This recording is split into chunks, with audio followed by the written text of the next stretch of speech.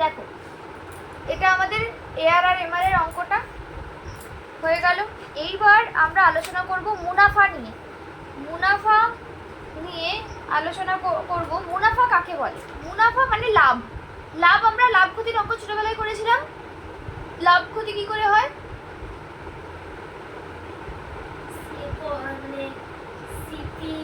বিক্রয় মূল্য মাইনাস ক্রয় মূল্য লাভ। হ্যাঁ, কি করবি তুই? বাংলা ইংলিশেই বল না, সিপিএসপি কি সব বলছিলি বল না শুনি। Cost price minus selling price. তুই 100 টাকায় কিনলি, এটা কি প্রাইস? এটা সেলিং প্রাইস কিনেছিস, minus cost price. Selling price minus cost price করলে আমরা যেটা পাবো সেটা হচ্ছে লাভ, তাই তো? প্রফিট।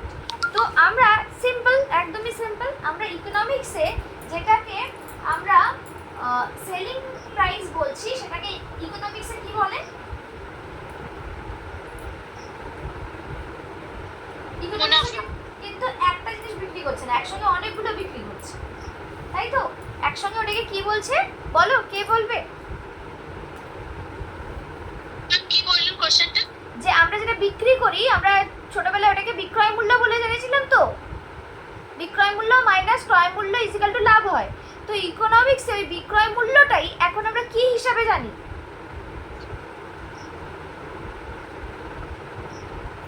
ব্যয়।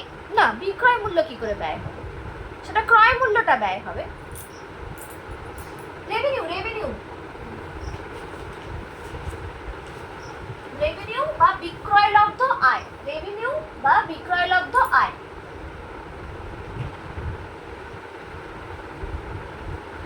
মোট রেভিনিউ মাইনাস মোট ব্যয় করলে আমরা কি পাবো? মুনাফা বা প্রফিট। ইংলিশ হচ্ছে টোটাল, টোটাল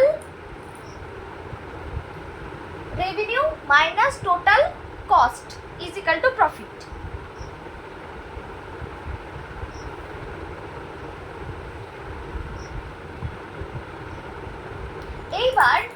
এইবার total revenue minus total cost is equal to profit. প্রফিটকে পাই দিয়ে ডিনোট করা হয়।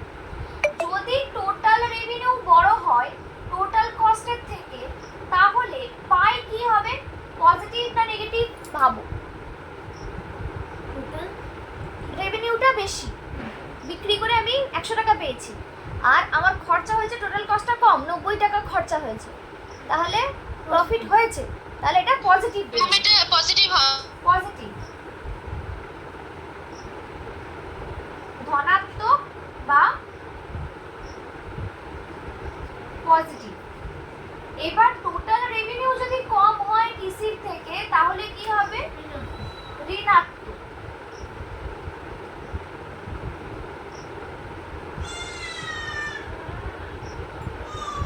ঋণাত্মক বা নেগেটিভ। অর্থাৎ উৎপাদন পদ্ধতির লোকসান হয়, অবশিষ্ট মুনাফা, অবশিষ্ট আয়, রেসিডেন্স। মুনাফা আসলে কি?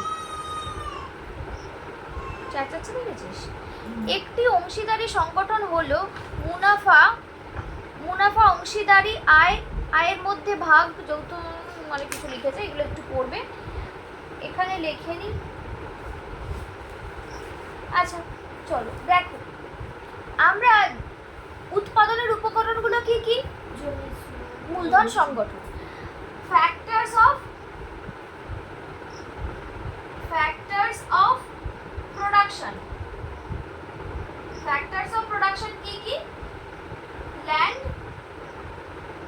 জমি, শ্রম, লেবার, মূলধন, ক্যাপিটাল আর সংগঠন, অর্গানাইজেশন, তাই তো? এইবার আমাদেরকে বুঝতে হবে যে এখানে কি ঘটনা ঘটছে। আমি যদি উৎপাদন করি, তাহলে এই চারটের মধ্যে আমি কোনটা? আমি যদি উৎপাদন শুরু করি, সংগঠন। সংগঠন। এইবার আমি যখন উৎপাদন শুরু করেছি আমাকে প্রথমেই জমি খুঁজে বের করতে হয়েছে। আমরা আগেই জেনেছিলাম জমিটা আমি উৎপাদন করি আর নাই করি জমির যে খাজনা সেটা দিতেই হয়, স্থির থাকে এটা। তারপরে এটা পরিবর্তনীয় হয় পরের দিকে আমরা জেনেছি যে পরবর্তী দীর্ঘকালে পরিবর্তনীয় হয়, কিন্তু জেনারেলি জমি বাড়ির যে বাড়ি ভাড়া সেটা কি হয়, স্থির হয়, তাই তো? তো এটা আমাকে দিতেই হবে। এইবার ধরো তুমি কিছু শ্রমিককে কাজে লাগিয়েছো, উৎপাদন শ্রমিক করেছে। আমরা উৎপাদন তত্ত্বে বা উৎপাদন তত্ত্বে বলো উৎপাদন ব্যয়েও দেখেছিলাম যে উৎপাদন পর্যন্ত দেখছিলাম, রেভিনিউতে কি দেখেছি, বিক্রি পর্যন্ত দেখেছি। প্রফিটে কি দেখবো, পুরো ব্যাপারটাকেই খেয়াল করব যে উৎপাদন ধরো হয়েছে কিন্তু বিক্রি হয়নি, তাহলে কি রেভিনিউ আসবে? বিক্রি হয় না, আসবে না। যাই হোক না কেন, তুমি যদি উৎপাদন করো, লোককে যদি কাজে লাগাও, তুমি রেভিনিউ পাও আর নাই পাও, তোমাকে কি করতে হবে, লেবারকে পেমেন্ট করতেই হবে। আবার ধরো তুমি কোনো জায়গা থেকে লোন নিয়েছো, সেই ইএমআইও তোমাকে দিতে হবে। তার মানে এই যে খাজনা মানে হচ্ছে রেন্ট, মজুরি ইংলিশ হচ্ছে ওয়েজ, আর মূলধন কি পাবে, ইন্টারেস্ট। সুদ বা ইন্টারেস্ট। এইগুলো কি হচ্ছে, এইগুলো সহসা মানে হঠাৎ করে চেঞ্জ হয় না, কিন্তু অর্গানাইজেশনের মুনাফা হঠাৎ করে চেঞ্জ হতে পারে। কেন? কারণ হচ্ছে যদি আমি বিক্রি না করতে পারি তাহলে কি হচ্ছে, আমি টাকা পাবো না, আমার মুনাফা নাও হতে পারে। কিন্তু এদেরকে অলরেডি চুক্তিবদ্ধ, এদেরকে আমাকে কি করতে হবে, পেমেন্ট করতেই হবে। বুঝলে কি বললাম? তো এইটা হচ্ছে এইটাকে শুধু মুনাফা না লিখে মোট মুনাফা লেখো, মোট মুনাফা।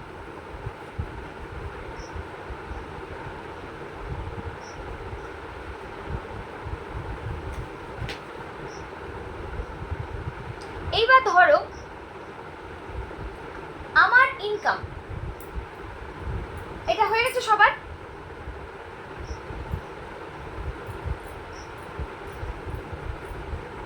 যা মুছে দিলাম। ধরো আমার ইনকাম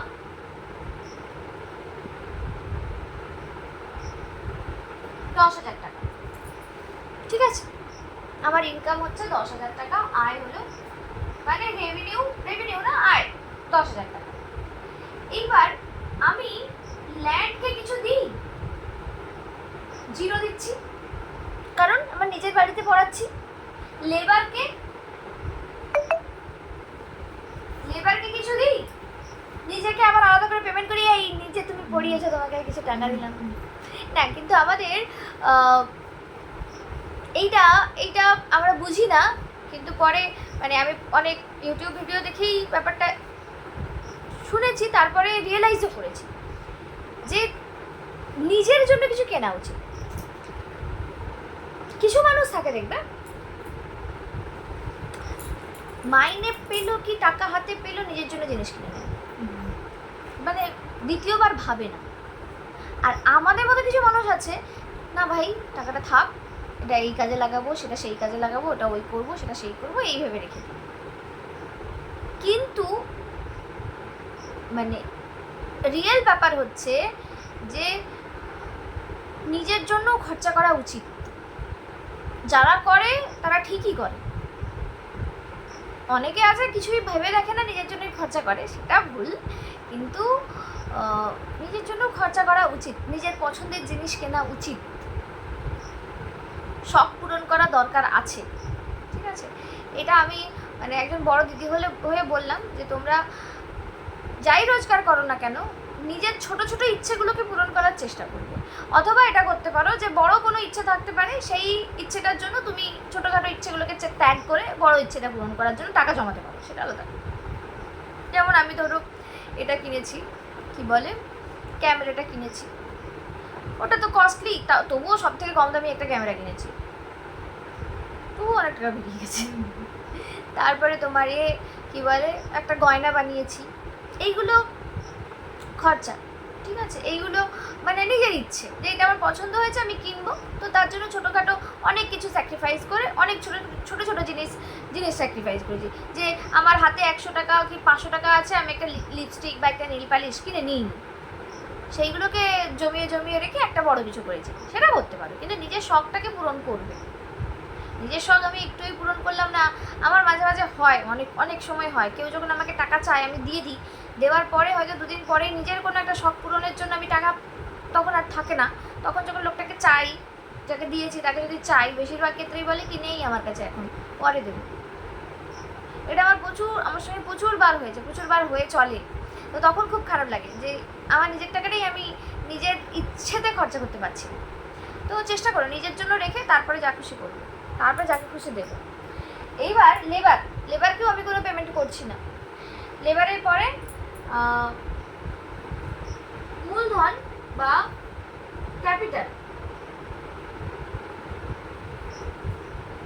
ক্যাপিটালে আমার কিছু খরচা রয়েছে, যেমন ধরো ওয়াইফাইয়ের খরচা 2টো বাড়ি মিলে ওই 1200 টাকার কাছাকাছি খরচা হয়, ঠিক আছে? তারপর এই পেন, খাতা, পেন, কালি এইসব কিনতে গিয়ে আমি আরো ধরলাম 100 টাকা, 200 টাকা। ইলেকট্রিক বিল হেনা মিলে ডাইরেক্ট 200 টাকা না, এটা 500ই ধরা উচিত, আরো বেশি করা উচিত। ইলেকট্রিক বিল আমি ওইভাবে তো দিই না, পুরো ইলেকট্রিক বিলটাই দিই, সেটা আলাদা কথা, কিন্তু আমি এর যদি হিসাবটা করি, আর অর্গানাইজেশনের পরে প্রফিট, তো আমার খরচা কত হয়েছে। তারপরে হচ্ছে না, লেবার আছে, একজন লেবার আছে, তাকে ধরো 500 দিই, মাসে 500 না, ওই 1000-এর মতো তাকে দিতে হয়, যে নোটস লেখে, খরচা আছে, ঠিক আছে? তো আমার টোটাল খরচা কত হলো?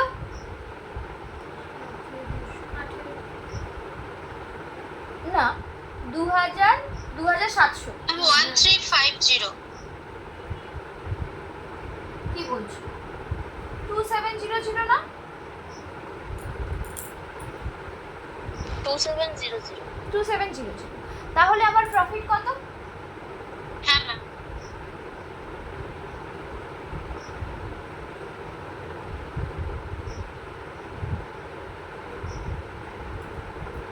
7300 টাকা আমার প্রফিট।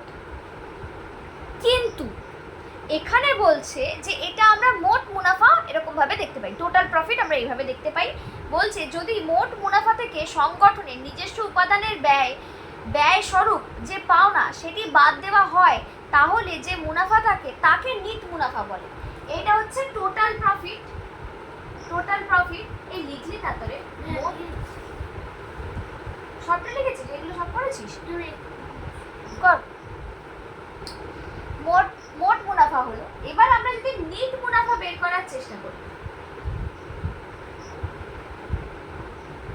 নিট মুনাফা ল্যান্ড বাবদ আমি যদি একটা বাড়ি ভাড়া নিয়ে এখানে পড়াই, আমার খরচা কম করে, মানে সকাল বিকেল যেইভাবে পড়াই, কম করে এখানে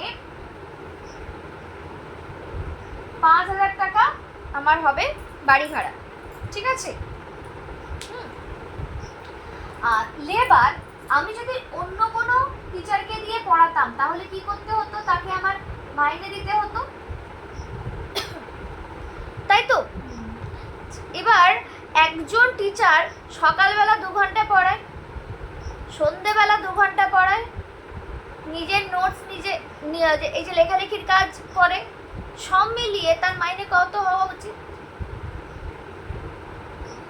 12-13 হাজার টাকা হওয়া উচিত মিনিমাম, আরো বেশি কম নয়, তাই তো? তো আমি এটাকে তাও 7,000 টাকা ধরলাম। মানে সত্যি কথা বলতে নিজের কোচিং সেন্টার বলেই এত খাচ্ছি, অন্য কোনো কোচিং সেন্টার হলে হ্যাঁ বলে গেছে আমার, তাই তো? এইবার তো ক্যাপিটাল বাবদ আমাদের কত খরচা ছিল?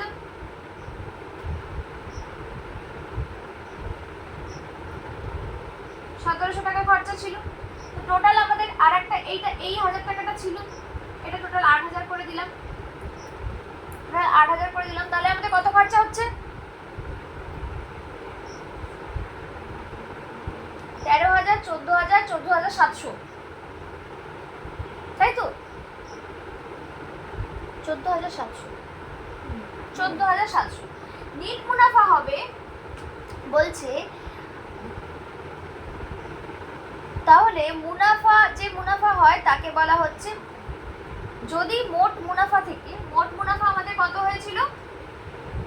730 আচ্ছা এখানে এখানটা 7,000ই নেব, 7,000 নেব, কারণ 7300 থেকে আমরা মাইনাস করবো। 7300 মাইনাস এটা আমাদের কত হলো? 13,700। তাহলে আনসার কত হবে? মাইনাস সাথে পারে 8, 9, 10, 11, 12, 13, 6,400, মাইনাস 6,400। নেট মুনাফা কত হচ্ছে? মাইনাস। তো আমাদের দেশের বেশিরভাগ ছোট এন্টারপ্রেনিয়রের নেট মুনাফা হচ্ছে ঋণাত্মক, বেশিরভাগ, শুধু আমার একার না, ঠিক আছে? আমি এটা মোরাললেস 10,000 ধরেছি। এটা কখনো কখনো 11,000, 12,000ও হয়, কখনো কখনো এটা 5,000ও হয়। যেই মাসে তোমাদের পরীক্ষা শেষ হয়ে যায় সেই মাসে 5,000, 2,000, একবার এরকমও হয়েছে কোনো ইনকামই হয়নি, ওই 200 না 300 টাকা ইনকাম হয়েছিল। একটা স্টুডেন্ট ছিল, তাকে পড়িয়েছিলাম, 200 না 300 টাকা ইনকাম হয়েছিল। তো এটা আমি ওই জন্য অ্যাভারেজে 10,000 ধরেছি, ঠিক আছে? তো এইবার আমাদের বেশিরভাগ ছোট এন্টারপ্রেনিয়রের কি হয় এখানে? তাহলে আমার কি কোনো ইনকাম নেই? আছে। কোন জায়গায় ইনকামটা আছে? এই যে আমি এই 5,000, এটা তো কাউকে দিতে হচ্ছে না, বা এই যে লেবার, আমি একজন লেবার হিসেবে যেই টাকাটা পাচ্ছি, একজন লেবারকে 7,000 টাকা দিতে হবে বলছি, ওই 7,000 টাকাটা যদি আমি, 7,000 না আরও বেশিই দিতে হতো, যাই হোক, তো ওই টাকাটা আমি আমার মজুরি হিসেবে পাচ্ছি, শুধুমাত্র আমি লেবারের টাকা পাচ্ছি, কিন্তু আমি যে অর্গানাইজার, যে প্রফিট, সেটা আমি কিন্তু এখানে দেখতে পাই না। তো আমাদের এই ডেভেলপিং কান্ট্রি বা আন্ডার ডেভেলপ কান্ট্রিতে এই ঘটনা ঘটে। এটা নিয়ে ভাবার কিছু নেই, তোমরা শুধু পড়লেই হবে। নেট মুনাফা তাহলে কি পাচ্ছি? নেট মুনাফা ইজ ইকাল টু মোট মুনাফা মাইনাস উদ্যোক্তার নিজস্ব ব্যয়।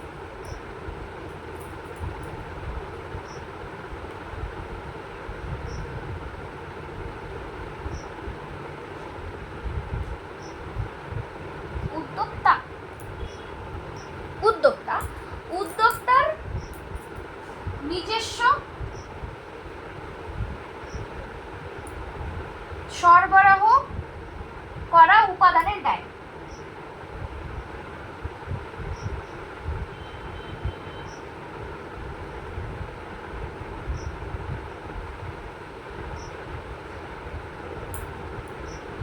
উপাদানের ব্যয় হয়ে গেল। এখন কোনো সংগঠক যখন অপরের জমি, এটা পড়লেই বুঝতে পারবে, সংগঠক নিজস্ব জমি, শ্রম, মূলধন, পাওনা নির্ধারণ করে যোগফল যদি মোট মুনাফা থেকে বাদ দেয়, বুঝিয়ে দিয়েছি। আচ্ছা, এইবার বলেছে এখানে এই ধরনের নিজস্ব সরবরাহ করা উপাদানের জন্য সংগঠককে স্পষ্ট ব্যয় অন্য কাউকে দিতে হয় না বলে এই ব্যয়গুলিকে অন্তর্নিহিত পাওনা বলে। আমরা যেটা একটু আগে করছিলাম সেটাকে আমাদের কি বলছে? অন্তর্নিহিত পাওনা বা ইমপ্লিসিট আর্নিং, যেটা আমার ওই যে বাড়ি ভাড়া বাবদ 5,000 টাকা, তারপরে লেবার বাবদ 7,000 টাকা, এইটা কি হয়ে যাচ্ছে? এইটাকে আমরা কি বলবো? ইমপ্লিসিট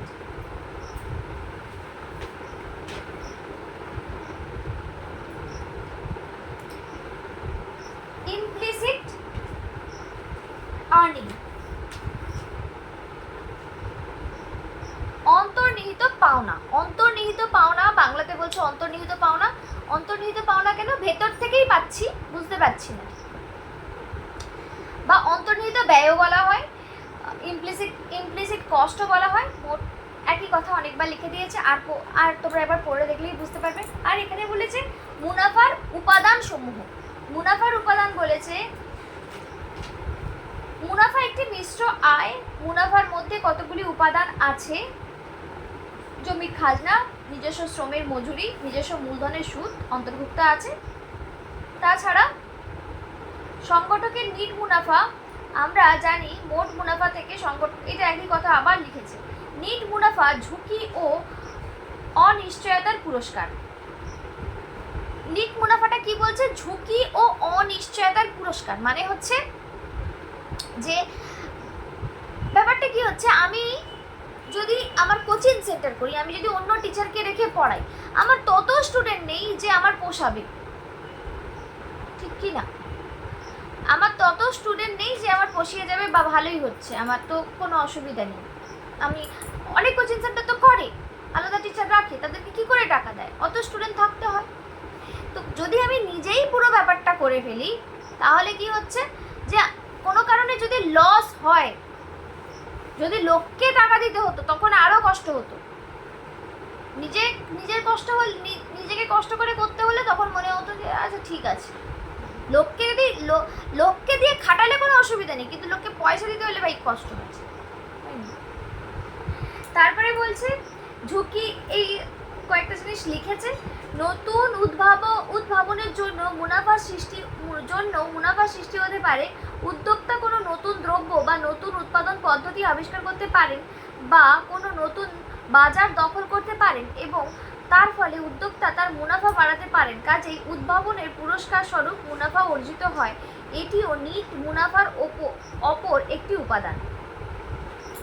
মানে কি হচ্ছে, ধরো আমি নতুন করে একটা জিনিস তৈরি করেছি, নতুন, ধরো ইউটিউব যে তৈরি করেছে বা ইন্টারনেট যে ইউটিউব তৈরি করেছে, যে সে নতুন একটা রাস্তা দেখিয়েছে, তার জন্য কি তার প্রফিট অনেক বেশি হচ্ছে। তো এরকম হতে পারে, এটাও নিট মুনাফারই একটা ব্যাপার। তারপরে বলেছে উদ্যোক্তার একচেটিয়া ক্ষমতা থাকে, যদি একচেটিয়া ক্ষমতা থাকে তিনি অধিক মুনাফা অর্জন করতে পারেন। এটার মানে হচ্ছে যে আমি একাই ধরো এই এরিয়াতে ইকোনমিক্স পড়াচ্ছি, আর কেউ পড়াচ্ছে না, কোনো কম্পিটিশন নেই আমার, যত ছাত্র ছাত্রী যেখানে যা আছে আমার কাছেই আসতে হবে পড়তে, আর কেউ পড়ায় না। এরকম যদি হয় তাহলে আমি কি করব? 1000 টাকা 2000 টাকা বলবো আমার কাছে পড়তে আসলে মাইনে হচ্ছে 1000 টাকা 2000 টাকা, কারণ আর কোনো টিচার নেই তো, সব স্টুডেন্টরা তখন আমার কাছেই পড়তে আসবে, কিচ্ছু করার নেই, আমি সবাইকে শোষণ করতে পারি, তো তখন মুনাফাটা অনেক বেশি হবে। এছাড়াও পেটেন্ট, কপিরাইট, ব্যবসায়ী জোট প্রভৃতি নানাভাবে একচেটিয়া ব্যবসায়ী অধিক মুনাফা অর্জন করতে পারে। তাছাড়া যোগান কমিয়ে কৃত্রিমভাবে অভাব সৃষ্টি করে অতিরিক্ত মুনাফা অর্জন করতে পারে। মানে ধরো আমি কিছু জিনিসের যোগান দিই, আমি বলে দিলাম নেই, স্টক নেই, তখন লোকজনের যাদের প্রয়োজন আছে তারা কি করবে? সেখানে আমি একাই বিক্রি করি, আমিই বলছি স্টক নেই, তাহলে কি করবে লোকজন? বেশি দাম দিয়ে বলবে আমি তোমাকে বেশি টাকা দেবে আমায়, তাই না? তখন আমি দামটা বাড়িয়ে দিয়ে বেশি মুনাফা অর্জন করতে পারি।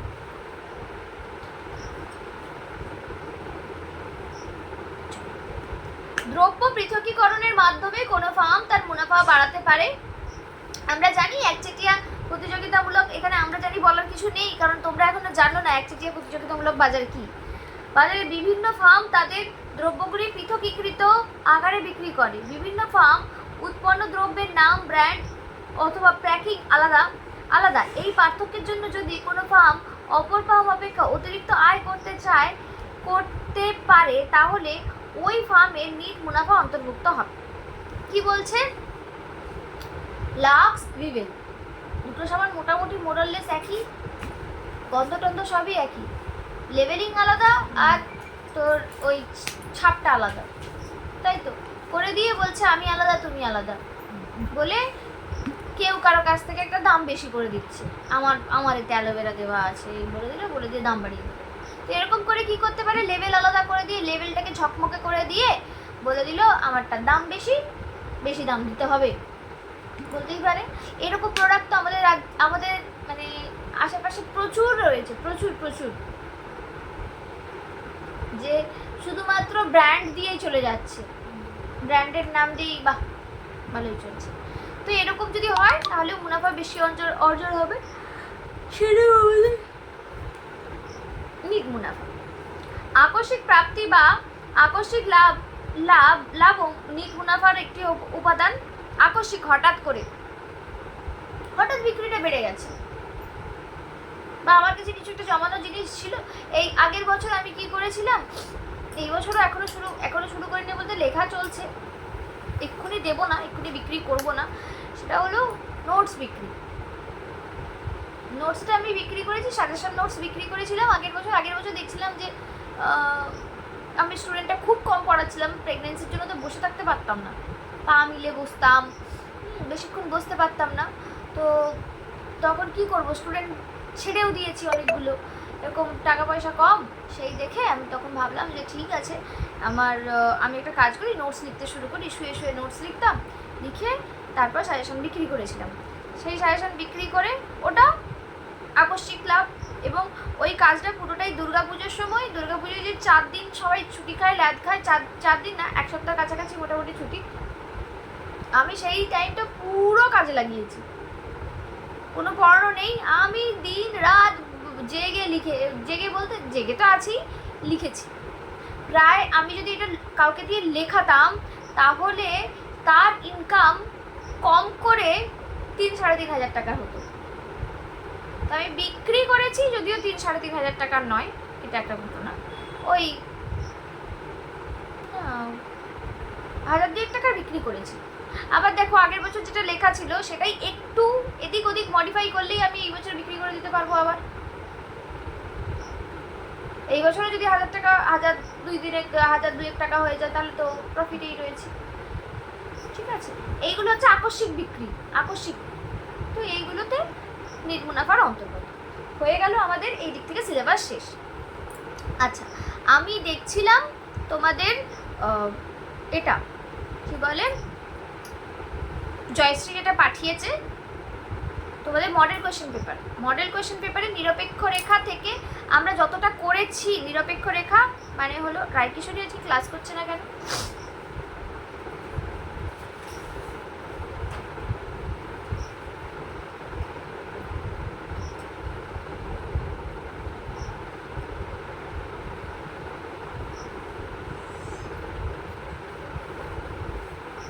বলছে নিরপেক্ষ রেখার মানচিত্রে একটি উচ্চতর নিরপেক্ষ রেখার নিচের কোনটি নির্দেশ করে? ভালো করে শোনো, যাদের কাছে আছে জয়শ্রী 12 নম্বর কোয়েশ্চেনটা বলছে নিরপেক্ষ রেখার, আমি আবারও বলছি, নিরপেক্ষ রেখার একটি উচ্চতর নিরপেক্ষ রেখা নিচের কোনটি নির্দেশ করে? নিচের অপশান আছে, কোনটি নির্দেশ করে অপশান আছে। উপযোগিতার নিম্ন স্তর, উপযোগিতার উচ্চ স্তর, একই স্তরের উপযোগিতা, হয় উচ্চ স্তর বা একই স্তর। ম্যাম ওটা উপযোগিতার উচ্চ স্তর হবে। আচ্ছা, কোশ্চেনটা আমি আরেকবার বলছি, নিরপেক্ষ রেখা মানচিত্রে একটি উচ্চতর নিরপেক্ষ রেখা। ম্যাম বলবো? বলো। ম্যাম ওটা নিম্ন স্তর হবে, কেন কি যত উচ্চতর হয় তখন উপযোগিতাটা বাড়তে থাকে। হ্যাঁ, উপযোগিতা বাড়তে থাকে। হ্যাঁ, তাহলে উচ্চ স্তর হবে তো, উপযোগিতার উচ্চ স্তর হবে তো। এখানে যে একটি উচ্চ স্তর নিচের কোনটিকে নির্দেশ করে? নিচের কোনটিকে নির্দেশ করে মানে বলতে চাইছে অপশনগুলোকে নিচের বলেছে। নিচের বলতে উপযোগিতার কি বলে, ইনডিফারেন্স কার্ভটার নিচের রেখাকে বলছে না। বুঝছো কি বললাম? তোমার কাছে আছে কোশ্চেনটা? হ্যাঁ ম্যাম, জয়শ্রী আমাকে দিল। আচ্ছা দেখো, IC1 IC2 বলছে এইটা কি নির্দেশ করে। নিচের বলতে চেয়েছে অপশনগুলোকে নিচের কথা বলেছে, বুঝলে? এটা উচ্চতর হবে, উচ্চতর, উপযোগিতা। ঠিক আছে। তারপরের কোশ্চেন বলেছে ক্রেতার ভারসাম্য অর্জন করে কোথায়? বাজেট রেখার ঢাল আর নিরপেক্ষ রেখা ঢালের সঙ্গে কি সম্পর্ক এটা বলো দেখি। বাজেট বলবো? না, তোমার কাছে কোশ্চেনটা আছে, তুমি বুঝতে পারছো। বাকিদের আমি বলছি, আমি দাঁড়াও, আজকে যারা ক্লাসে আসো তাদেরকেই পাঠাচ্ছি, সবাইকে পাঠাবো না, মানে গ্রুপে পাঠাবো না।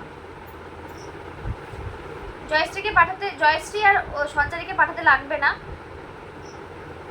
মৃন্ময়, অদিতি, স্বস্তিকা, সবাই পেলে বলবে। হ্যাঁ,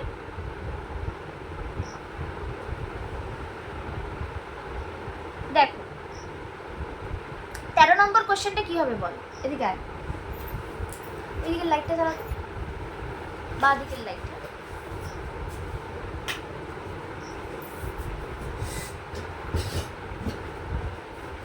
ম্যাম বলবো?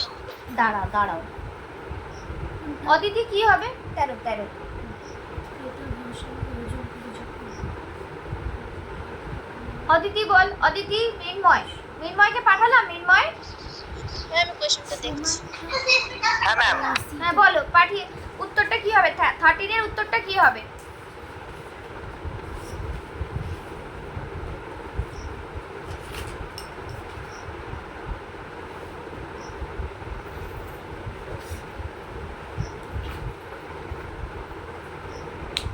এটা অপশন সি হলো যে বাজেট রেখার ঢাল ইজিক্যাল টু নিরপেক্ষ রেখার ঢাল।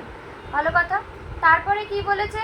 নিম্নলিখিত কোনটি একজন ভোক্তার খরচ সীমাবদ্ধ তার কারণ?